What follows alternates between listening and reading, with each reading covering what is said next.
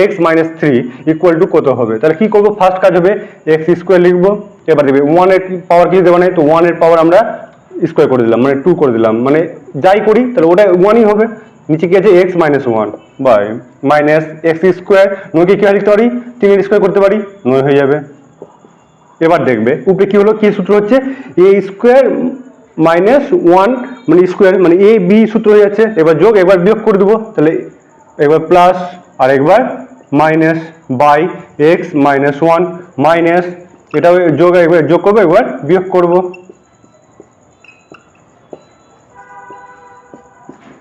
দেখবে তাহলে কি হচ্ছে, এইটা আর এটা কেটে যাচ্ছে না, এইটা আর এটা কেটে যাচ্ছে, তো বাঁচলো কি উপরে এক্স প্লাস ওয়ান, এখানে মাইনাস চিহ্ন মাইনাস দিলাম।